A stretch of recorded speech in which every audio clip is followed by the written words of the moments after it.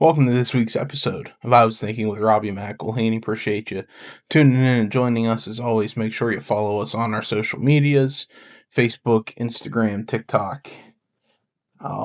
Make sure you catch us wherever you find your podcasts, and also make sure to check us on YouTube. I know I've been saying it for weeks, but in the midst of wedding planning in summer and wedding planning in summer, it's been tough.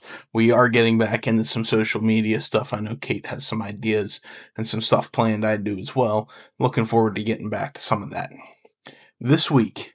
A little bit different of an episode. Not it kind of follows trend of what we've been doing. Last week with questions with Josh. So a couple weeks prior to that, we had questions with Kate.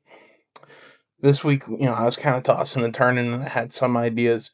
We were probably going to get back into my thoughts on some sports news, and kind of trend that way in terms of what we do with the episode this week. But then Kate, and honestly, it was last night. We were going to bed, and Kate goes, "What about doing this?" So today we are going to talk about coaching as a job, right?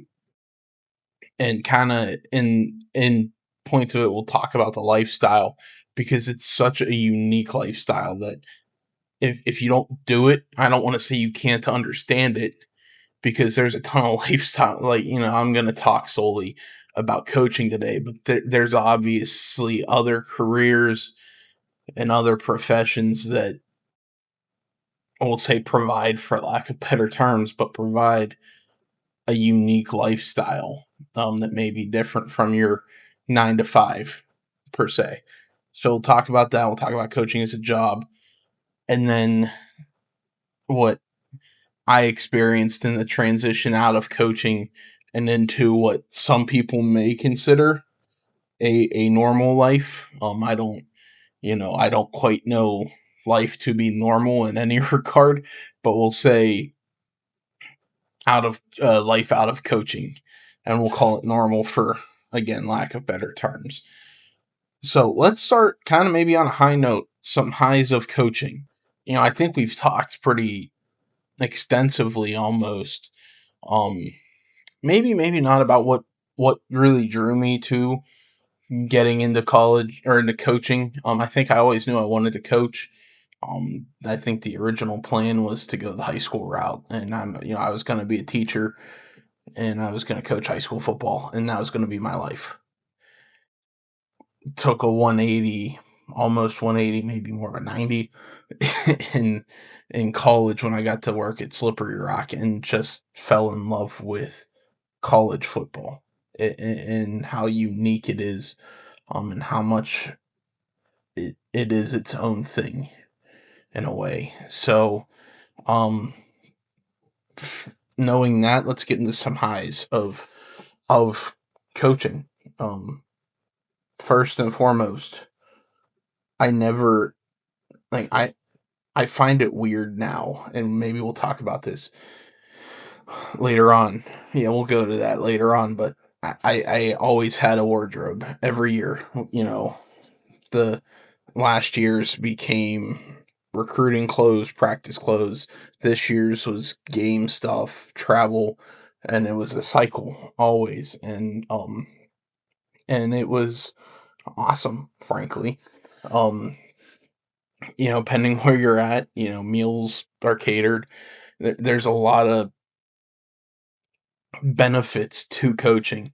I think, the maybe we'll call it political answer is, and it's the honest answer, you get to see the impact you have on your players, and the development of athletes and kids. And that was, and I say kids, I was a kid, and, in some ways even though I'm staring down the barrel of 30, in some ways I'm still a kid. Probably the wrong ways, Kate would say, but you got to see the impact you had on people, and you had on these individuals, that put a ton of trust in you. Especially, and I took it to heart too. Like when I recruited somebody in my position group, So a defensive lineman, a kicker when I was at Valdosta and working special teams, but particularly we'll just go with defensive lineman, being that was the better chunk of my career. Um, when a defensive lineman committed and said, I'm gonna play, that I recruited, like full, I, you know, identified, went through the whole process with, when they committed, and even the ones I didn't recruit, just the ones that I talked to in recruiting, that may have had a different position coach, but I was involved in, when a player says, I'm going to play college football for you. I'm going to, especially at the levels that I coached at, particularly, let's hone in on St. Vincent, Division III school. When a player says, I'm going to come play for you and front a massive bill for school, because again, Division III, zero athletic scholarship. When they put them in, for that matter, their family at that level, because I say the recruit's going to front the bill. Who's really going to see it, at least in the immediate, is the family.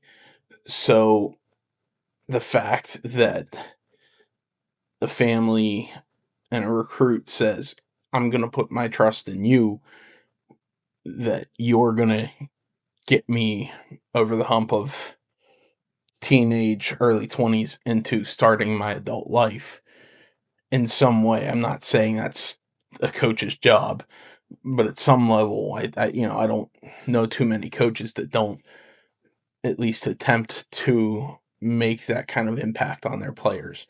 So, to get that kind of trust, that's a high of coaching. That's a highlight of the coaching career and the coaching job, is to have that trust.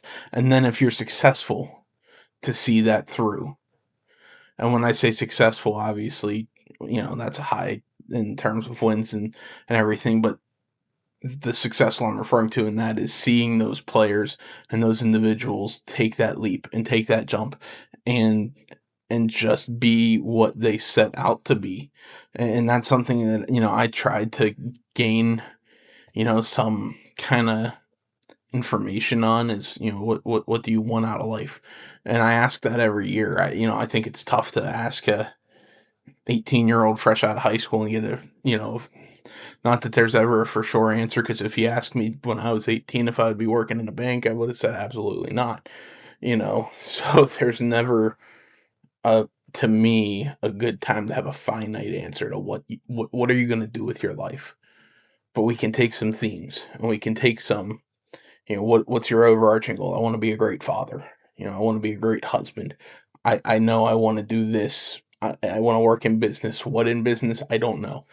Okay, well, let's take some steps and make some goals and get you there. And then to see when you get there. I had a player call um not too long ago. I was telling Kate I'd worked a Saturday, and I was not in a great mood, because of some points that we'll talk about later in the episode. But I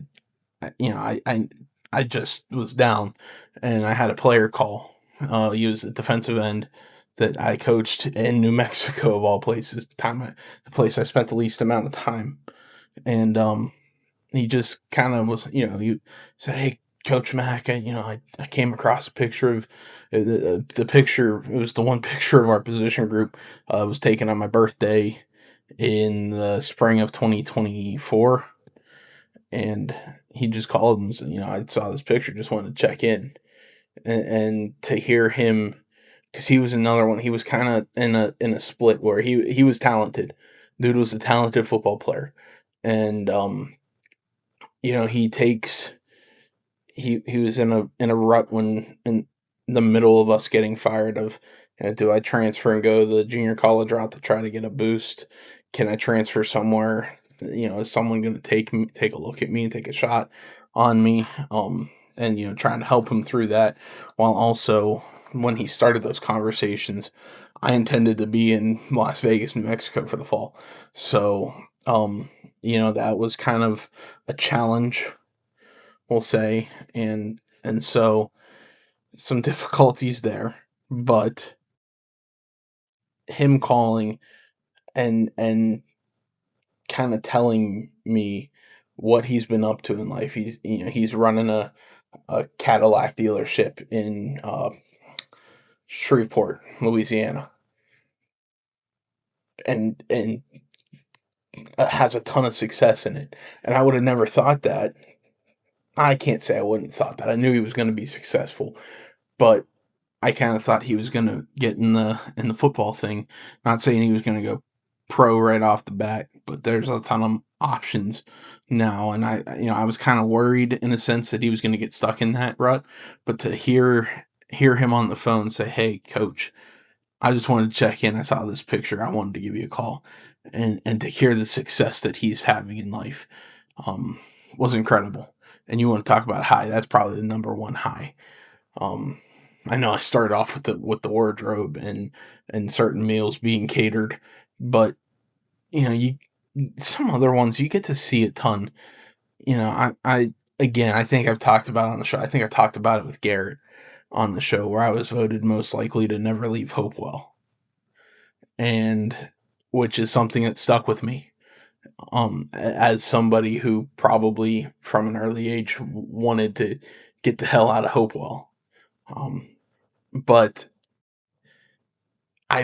where did I go? I went even in my time at Slippery Rock. We played in New York. We played in Detroit. We played in, I mean, Ohio, but Cleveland. We got around Kentucky. We traveled a ton. Connecticut. I saw the WWE headquarters on our way back from our game at New Haven, and that was awesome. There's a ton there. So and then to move to Georgia and play games in Florida, South Carolina, Mississippi, Alabama, Dallas, Texas for a national championship. If you had told me I was going to be in a national championship, I would have told you you're nuts. But to go to Dallas, Texas, and coach a national championship, and on top of that, do certain, road trip games. We went from Valdosta, Georgia, 20 minutes from the Florida border all the way up to Richmond, Virginia to play a game. And that was it, the experiences you get there to come back home and live in Greensburg and travel around the western part of the state coaching in the pack, and then to move to New Mexico. I mean, while it was a short stint, I would have never seen those places. I would have never gotten those experiences that I got. So the life experience of coaching, and I think you can sum all of that into, if there's one high, the life experience of coaching, which kind of may be a little confusing when we go into this next point about the lows of coaching, is for all those highs, the wins, um just the enjoyment, like, because it's an enjoyable career if you allow it to be. Some of, I loved, we've talked about game planning and trying to come up with solutions and being creative on a board and saying, oh, we have this pressure or this package, how can we use it differently, and sitting down, like, that was, a lot of spring, a lot of winter. We did this well in the fall. We want to keep it. What can we do differently with it? And coming up with those, that's fun. But the thing is, the low to counter all of that is you're kind of alone when you do it. And, you may be surrounded by a full staff. Like, that was the thing. And I don't want this to be negative per se, but it's the truth. And this is kind of where I said at the start, this is going to kind of be a therapeutic episode almost. I, I was always surrounded by a ton of people, right? And whether that be a high or a low of coaching, it depended on the day and the group of people that you were surrounded by, what to say, whether it was a high or a low. But while surrounded by all those people, I don't think I'd ever felt so alone, in life. Versus today, I'm sitting in an apartment by myself, talking to my phone and this mic. and I kind of have a sense of self that I'm not alone per se. I could have been surrounded by however many people you end up with doing fundraisers and golf outings and just working with the coaching staff, and I felt so alone. And that's not a knock on the coaches that I worked with. I think we had a really good group of guys, kind of consistently in my career. One year's an asterisk, and I think if you listen to the show long enough, you know what year that was, so it doesn't need repeated.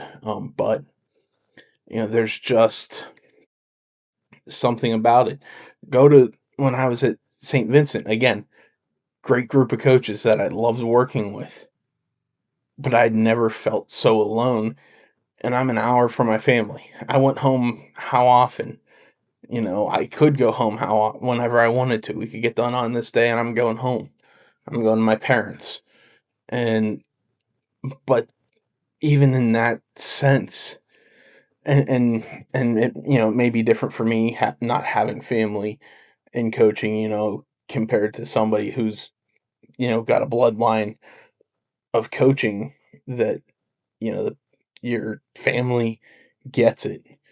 And again, as I said, some of these things aren't a knock on the coaches that I worked with. Some of the things I'm going to say too aren't a knock on my family, but there was a lot of times in coaching where I felt alone. I believe because I didn't have anybody that could relate aside from the people that I'm working with, which in the career positioning that I was, I mean, at some point, and again, I don't believe the coaches that I worked with felt this way, but if you're not feeling it or something, you don't have time as a young coach trying to make their way in coaching to have opinions of any remote negativity, um, or else just move on because this ain't for you. And it very well, could be the case, but in my position, there were times like I'm struggling here. Help me out. But I couldn't vocalize that. Again, not a knock on the coaches. I think I worked, especially in 2022, 2023. I worked with coaches that, if, hey, I'm struggling, can I have some help? I 1000% believe I worked with coaches that would sit down and say, okay, let's talk. But, the lows of coaching, you have zero social life, which is a sacrifice you make. You don't get to see your family often, sacrifice you make. Loneliness can kind of creep up on you. I guess in a way, a sacrifice you make. And the thing is, when you sign those contracts and you say this is what I want to do, you make those sacrifices knowingly, unknowingly. I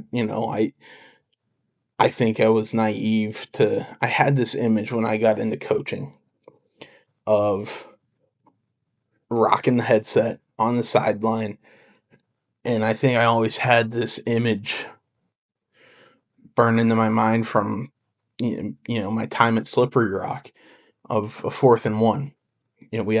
We lost. We 2018 we were playing at Notre Dame College in Cleveland. We had there was a 4th and 1 minute or so left in the game. We were down. I forget. I think we were down 4, so we needed a touchdown. It was a 4th and 1. The play call was the play call, and we lost on a 4th and 1. So I think I always had this image of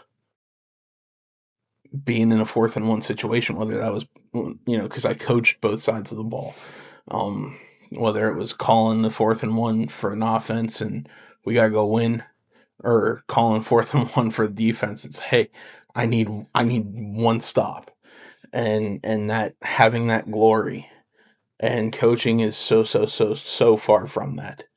and not a ton of people understand that. I certainly did not when I got into it. I understand it now, obviously, I believe, but um, when I got into the career, I absolutely did not understand that or have a grasp on it. So it took a bit, but you learn that. So the time, there's so much. And I don't mean to sound negative on coaching. You'll hear me say all the time, it is the greatest career in the world. It's the greatest profession ever created is coaching, and I say that across sports. I'm privy and biased to football, but a lot of these highs and lows are shared amongst all sports. So it's it's a tough pickle to be in, where you're riding all these highs of minuscule levels of celebrity that I got to see and feel and experience and enjoy, and that is a high. You can get a high off of it if you allow it to put you in that position. But the lows that you face, I mean, I would never. I still struggle to say yes or no to this, but the depression you can fall into, like, I ate, it's a semi joke to my mother and my brother, and that, we had a fryer at Chick-fil-A named after our family, because every day in Valdosta, Georgia, I would work, go to Chick-fil-A, go home, shower, and eat my Chick-fil-A dinner laying in bed. And I just kind of saw that as survival. But, you know, nobody's battle in their head is the same, and maybe it's time that this show kind of takes a look and an approach at that.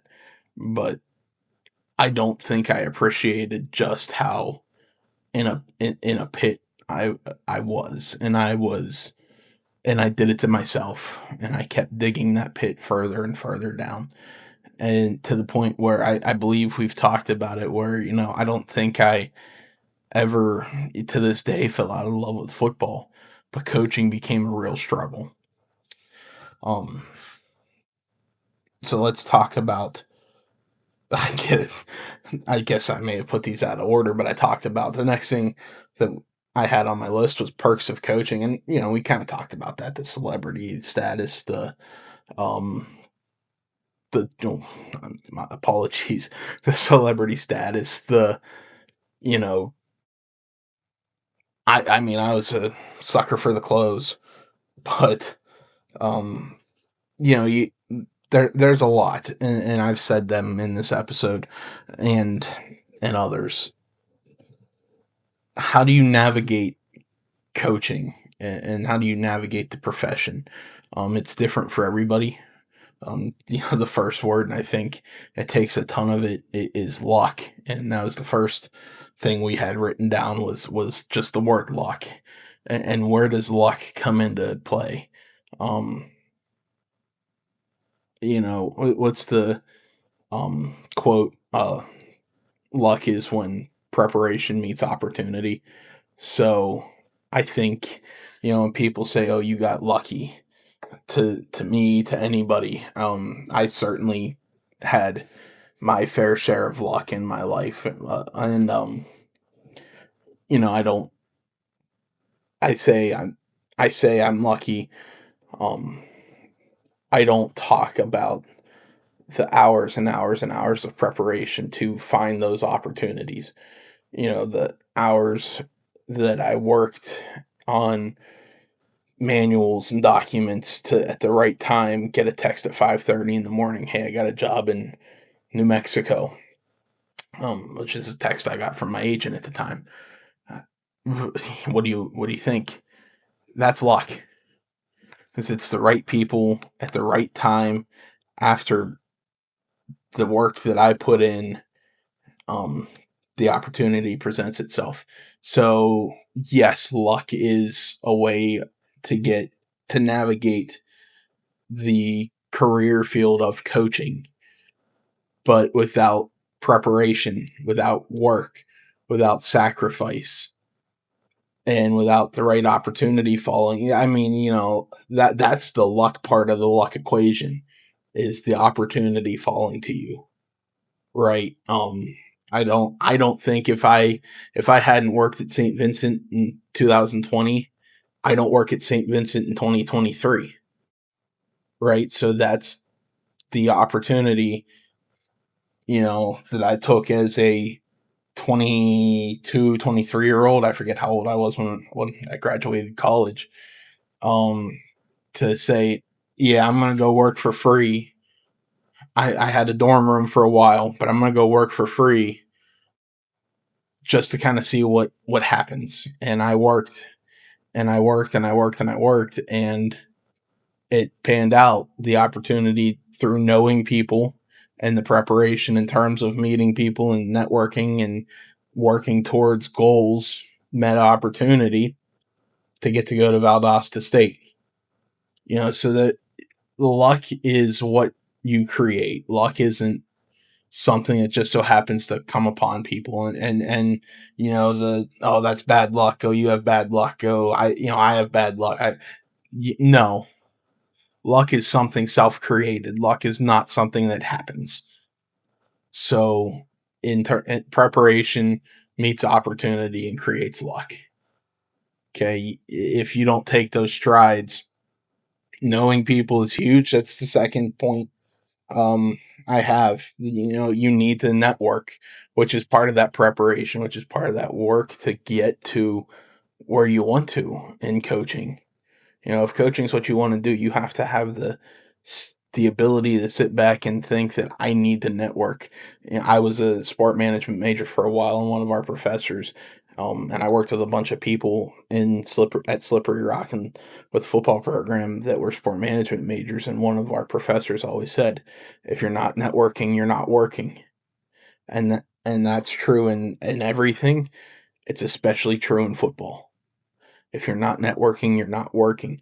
And that's part of taking the time to prepare yourself and to get, and if nothing else, and I'm not saying go out with the intent of, and I fell into this trap, and we'll call it a trap, but I fell into the system of, I'm going to go out and I'm going to order. We talked about the coaches convention that they have every year.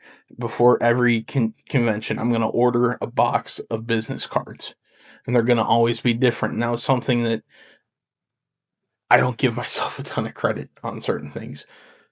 I always wanted to have a different business card, because then you can double back on who kept your card.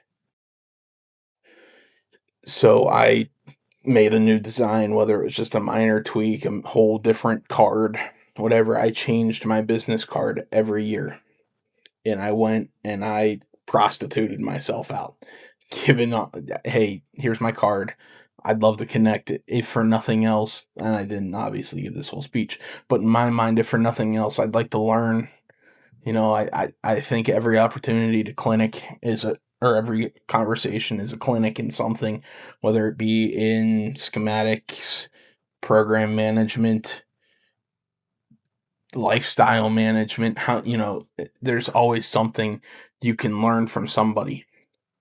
And so, whether it be that, or, hey, here's my card, I'd love to stay connected because in 2 years I'm going to need a job and I'd love to come work for you. Did I know the individual? Did I know that I'd love to work for them? No, but I'd love to come work for you, because preparation and opportunity create luck. So that's a little bit of the navigating. You have to network, you have to travel, you have to, I'd go work camps, and it made no sense to, particularly my mother, where I was in Valdosta, and they had a specialist camp at Troy University, which was a good 4 hours away in Troy, Alabama, crossing time zones and all this stuff. Didn't get a university car, didn't get gas money, didn't get anything.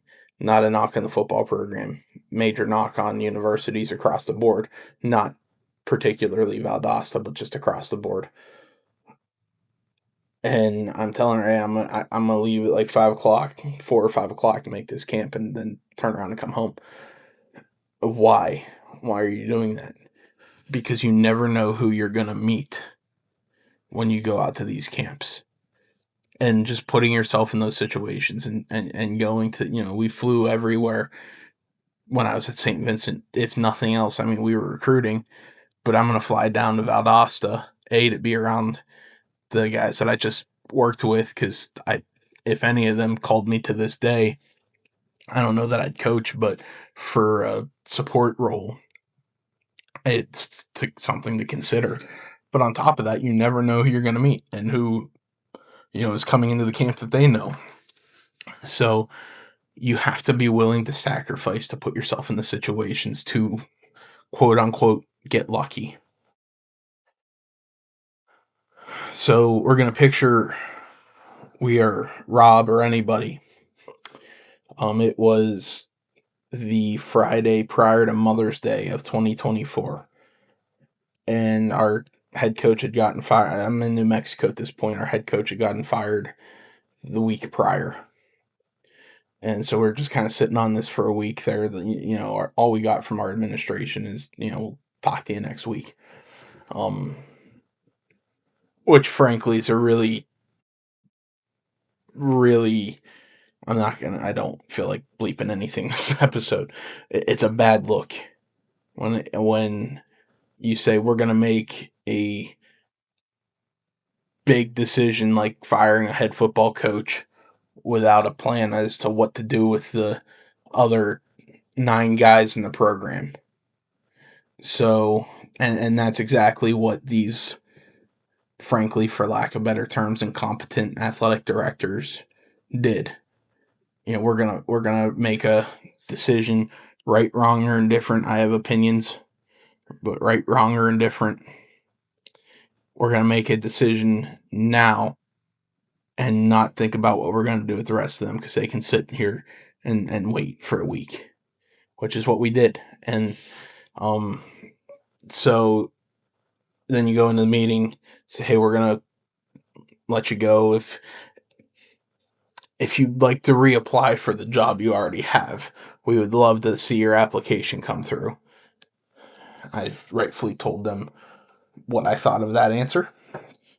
But then that moment, whether I knew it or not at that moment, but that was the transition into, well, again, say normal life, for lack of better terms. That was probably the most transformative time in my life. And I'd lived through the teenage boy years and all the growing pains and growing that you get. But when I got told, and I didn't know it at the time, again, this transition time that's in my mind still going on. It took 3 months to make the decision that I was gonna leave coaching, and what went into that decision? Time at home, being around family, meeting the love of my life, and just seeing. I think one of the things that got me was seeing things that I missed and activities that I missed. And, I don't know how many times, if my mother's ever on the show, that's probably a question. How many times in that 3-month span did I turn to her and say, I could have never done this? Or, if I'm, we're doing something, and if I was coaching, I would never have been able to do this. We would, I wouldn't be here right now. I wouldn't be doing this right now. And I think seeing those things was huge for me, along with the other things of being around my family. At that point, by the time I moved back, 3 of 4 grandparents had passed away. 2 of them I was gone for the better part of the latter years of their life. And I don't want to say I don't forgive myself for that, because, in one way of thinking, what do I have to forgive myself for? I was living my life.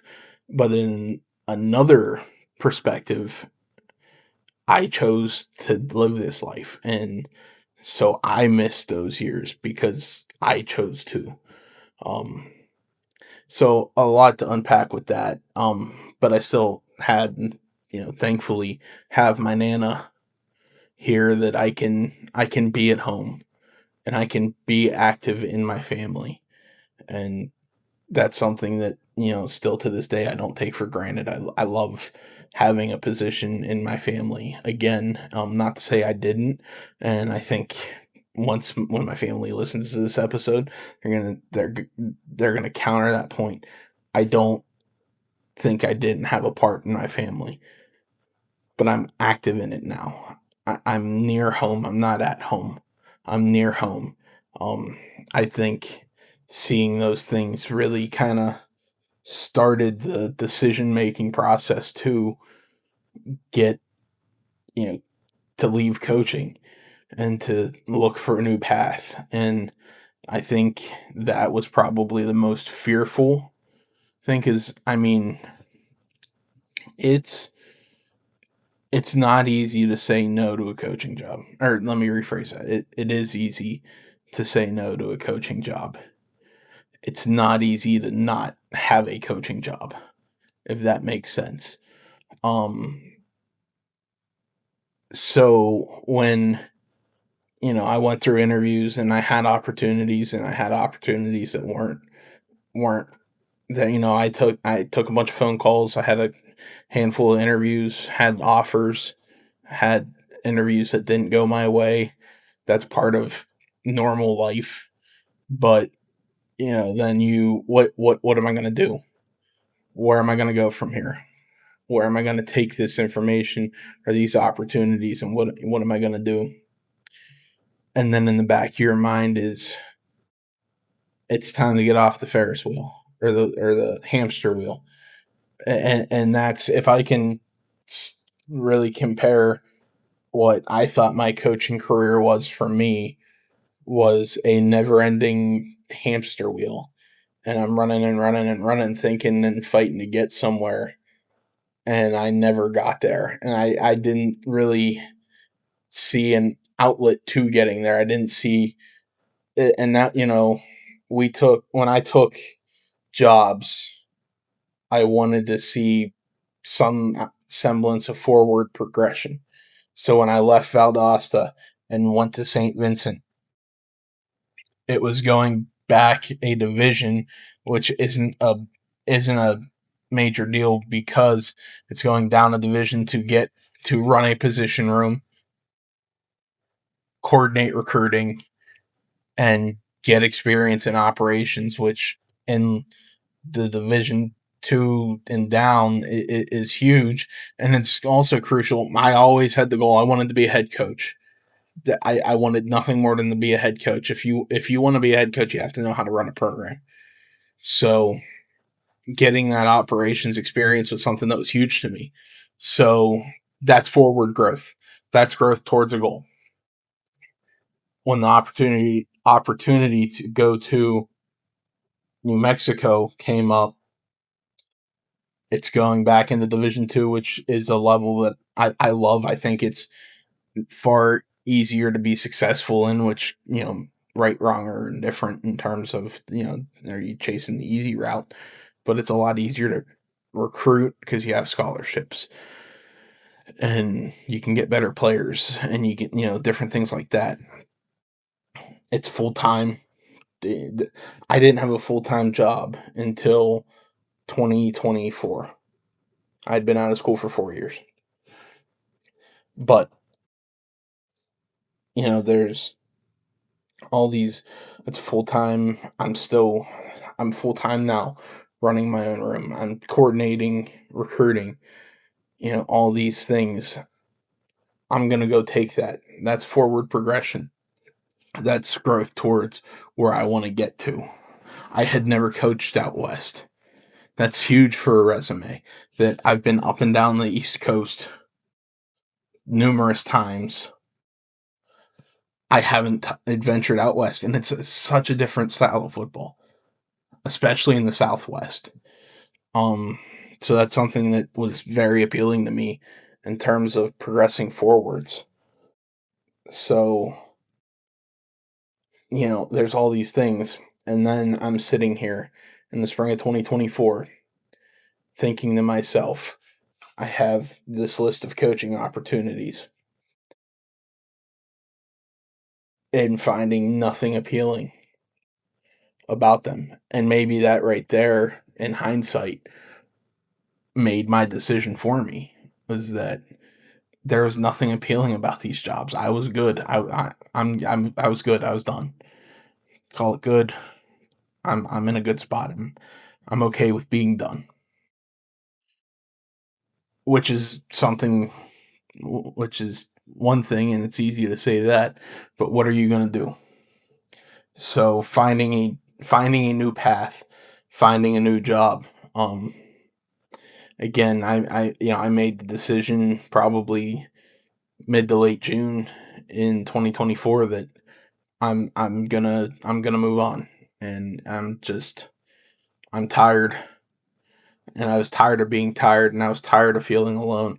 And again, right in June was when I met Kate, and there was something different, and she'd probably tell you a little bit of a different story, because I think it was a month between our first and our second date, um, which in that month was really when I made the decision and was deliberating and was weighing out my options and everything.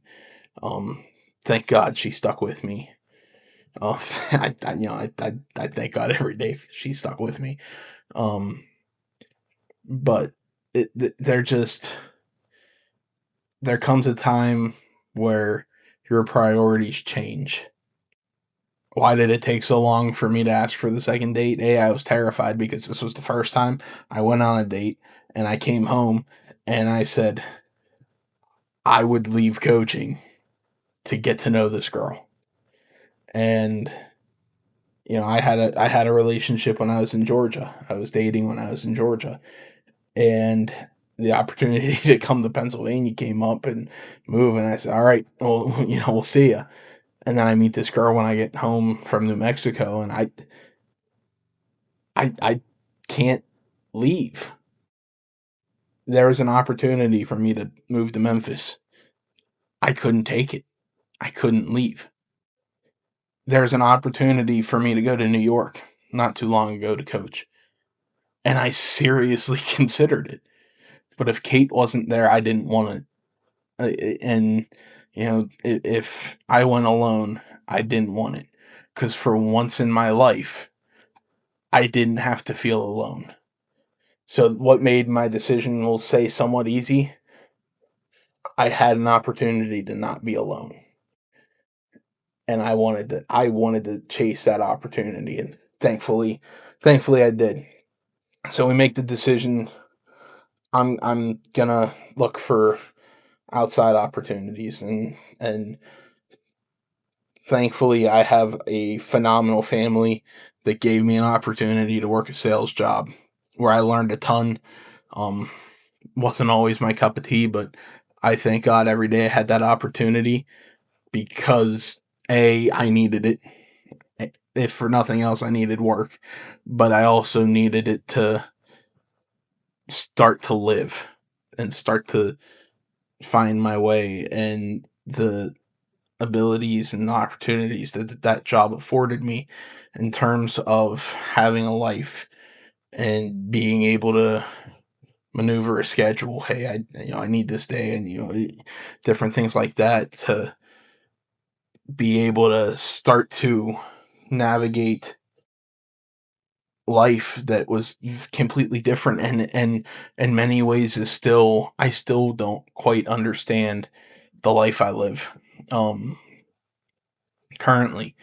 um I have a tremendous support system, but when you do one thing and one lifestyle for such a long period of time, and especially not so much because I say 10 years, it was 8 years that I was in coaching, but on top of those 8 years of just living it, having a vision and having a plan adds, I'd almost double it. So to try to reverse all of that, to live a normal life, I was high strung for I don't know how long. What in and it didn't help. I really enjoyed. I got to leave when I left college coaching. I jumped right into high school coaching. I don't regret that decision. I don't regret taking that opportunity, but I think it also made it tough because that outlet was still there. And had I just left, maybe the transition would have been smoother. Maybe it would have been worse. And, we'll never know. But we did that. I just, it was and is still so different living a normal life. No, like having free time was something like for a while, and maybe it's come to bite me in the ass because I never could just sit on the couch. I couldn't, when me and Kate started dating, when I moved home and all this stuff, I couldn't just sit down. I had to do something. For once, I offered to do things at my parents' house because I needed something. I couldn't sit. I couldn't fathom having time. Now, the one thing I assimilated to rather quickly is I keep pointing over here because our couches are right there, but I love my couch. I You can tell by my physique I love my couch a lot, but I like they're having free time to say, let's go do this. On a whim, we're gonna go to a concert. We're gonna go to a Pirate game. Hey, am I working this Saturday? No, we're gonna go to a pit game. Having the opportunity to do those things is great. One thing where one note here is, the struggle of feeling stuck. Um, I just I think that's something, and again, I don't put that to just coaching. I think at some level in everybody's life, whether it be professionally, personally, anything. And this is probably the one thing I don't have a rebuttal or an answer to in these points. Um, the struggle of feeling stuck is very real, and it's alarming, concerning, and it is one of the biggest challenges I've faced. Um, where I loved what I did for so long.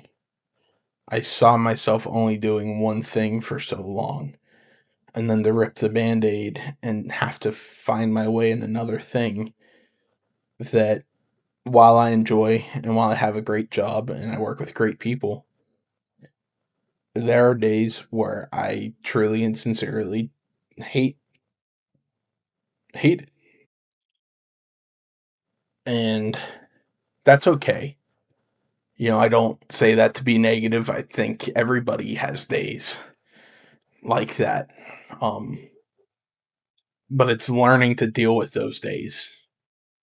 And if you're listening to this and you have a solution, feel free to reach out to me. Let's chat. Let's get you on the show. Um, but I just, I think, and as somebody that's been sober for 4 years now and had a messy relationship with substances, um, there was so many times in life that in hindsight I can say football was a drug, and now I'm learning to live without it. And it doesn't come easy. I mean, I'm 4 years without having a drink, and there are times that still where all I want to do is drink. Um, mainly because of that stuck feeling. Um, how do you beat it? I haven't. I haven't beat it. Um, but thankfully, God put a lady in my life that gets me unstuck. Kind of when I'm in that mood and I have that attitude, she kind of lets me know it's time to fix that. Sometimes a little bit more graciously than others, but um, I just I'm still what's the Cody Johnson song? I'm still learning to be human. I think that's something that to finish off these last couple talking points. I don't think we ever stop learning to be human. I certainly have yet to stop learning to be human. But it's a challenge worth taking on to continue the battle to get unstuck in life. If you have any recommendations, I'm still learning to be human. I'd happily listen. Let's get you on the show. Let's talk. And this was maybe one of my more, in some ways, negative episodes, but I also think it was one of the realest episodes there that I've put out because we just, and it's probably a conversation that will continue. Yeah, I'm, in many ways, I'm stuck in life, but, you know, I think the one thing that I've learned is if you're stuck, keep living for the day that you're not. If you're stuck in something, you can give up and stay stuck, or you can wake up and fight your way to being unstuck. I challenge you, if you are stuck in something, rely on the people around you. The greatest, one of the greatest blessings that we are given in this life is people and connections and relationships. I know from experience that in being stuck, you think you're going to be a nuisance. Make the call. To those that know that you have a loved one or a friend or anybody that's stuck, make the call. Send the text. Take the drive and go check on your people. Because sometimes you don't know how much that call or that text or that visit is going to impact them. And if it's at the right time, it might just save them. I challenge you to keep pressing towards the day if you are stuck in something. Fight to be unstuck. Make sure you follow us on all our social medias. Catch us wherever you catch your podcasts. Follow us on YouTube. Patreon is coming. We have made our page. We're working on our pricing and our different membership levels. So that is coming. I've said it forever. The page is made.